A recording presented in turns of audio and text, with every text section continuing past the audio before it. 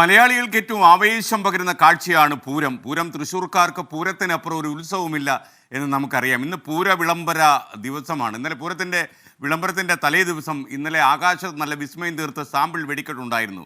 പ്രേക്ഷകർക്ക് അറിയുന്ന പോലെ സാമ്പിൾ വെടിക്കെട്ടിന് ഒരു ചരിത്രമുണ്ട്.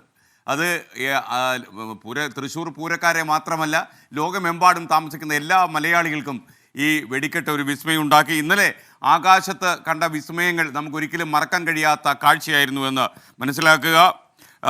നിലച്ചുപോയ കുറേ ചെറുപൂരങ്ങളുണ്ട്. അതിൻ്റെ ഓർമ്മ പുതുക്കൽ കൂടിയാണ് ഈ സാമ്പിൾ വെടിക്കെട്ട് ഇന്നലെ നടന്നത്. 228 വർഷം നീണ്ട പൂരക്കാലം. ഇതിനിടയിൽ പല പ്രധാന ചടങ്ങുകളും മാറി മറിഞ്ഞു. അക്കൂട്ടത്തിൽ നഷ്ടമായത് പൂരത്തിന്റെ വരവറിയിച്ചെത്തിയിരുന്ന കോവിലകത്തും പൂരമാണ്.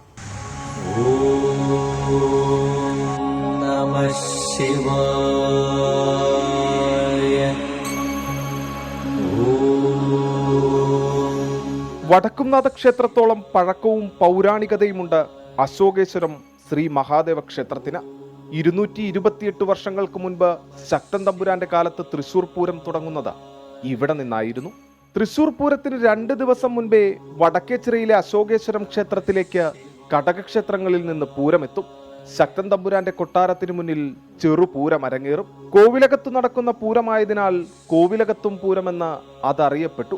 അരനൂറ്റാണ്ട് മുൻപ് കൊട്ടാരം പുരാവസ്തു വകുപ്പിന് കീഴിലായതോടെ കോവിലകത്തും പൂരം നിലച്ചു. ആ ഓർമ്മയിലാണ് ഇപ്പോൾ സാമ്പിൾ വെടിക്കെട്ട് നടത്തുന്നത്. തൃശ്ശൂർ പൂരത്തിൽ പങ്കെടുക്കുന്ന എല്ലാ ദേവീദേവന്മാരും ഇവിടെ വന്ന് ശക്തമ്പുരാൻ്റെ പ്രതിനിധികൾ ഇവിടെ ഉണ്ടാവും, കുടുംബക്കാർ ഇവിടെ ഉണ്ടാവും. ഇവിടെ മുമ്പിൽ വന്ന് പറ വെച്ച് ചെറിയൊരു വെടിക്കെട്ട് കഴിച്ച് പോയിരുന്നതാണ് കോവിലകത്തും പൂരം. ഈ കോവിലകത്തും പൂരമാണ് ഇന്ന് മാറി മാറി സാമ്പിൾ വെടിക്കെട്ടായിട്ട് മാറിയിട്ടുള്ളത്. ഈ കോവിലകത്തും പൂരം ഇത്രയും പ്രാധാന്യമുള്ള ഒരു സാധനമാണ്. തൃശ്ശൂർ പൂരത്തിൻ്റെ അതേ പ്രാതിനിധ്യം ഇതിൻ്റെ ബാക്കിയാണ് ശിവരാത്രിക്ക് വടക്കുന്നാഥ ക്ഷേത്രത്തിൽ നടക്കുന്നത്. രാജകുടുംബാംഗങ്ങൾക്ക് ക്ഷേത്രത്തിലേക്കെത്താൻ കോവിലകത്തു നിന്നുള്ള വഴി ഇന്നടഞ്ഞു. ഒപ്പം പൂരപ്പെരുമയും. ഏകപ്രതിഷ്ഠയായിട്ടാണ് ശ്രീ മഹാദേവനാണ് പ്രതിഷ്ഠ. പരശുരാമനാൽ പ്രതിഷ്ഠ നടത്തപ്പെടുമെന്നാണ് സങ്കല്പം. അശോകവനങ്ങളാൽ ചുറ്റപ്പെട്ടതിനാൽ അശോകേശ്വരം എന്നൊരു പേരാണ് ഇവിടെ കൊടുത്തിരിക്കുന്നത്. ശക്തൻ തമ്പുരാനുള്ള കാലത്ത് തന്നെ കൊട്ടാരത്തിന്റെ വകയായിട്ടാണ് ഈ ക്ഷേത്രം നിലനിന്നിരുന്നത്. പിന്നീട് ഇവിടെ നിത്യമുള്ള പൂജകൾ മാത്രമായിട്ട് ഒതുങ്ങി. 3 ശിവേലി, 3 പൂജ അങ്ങനെയായിട്ട് ഒതുങ്ങി എന്നുള്ളതാണ് കണക്കാക്കുന്നത്. കോവിലകത്തും പൂരം പുനരാരംഭിക്കണമെന്ന ആഗ്രഹവുമായി കഴിയുകയാണ് പഴമക്കാർ. തൃശൂർ പൂരത്തിനായി ശ്രീ വടക്കുംനാഥ ക്ഷേത്രവും ഘടകക്ഷേത്രങ്ങളും ഒരുങ്ങിക്കഴിഞ്ഞു.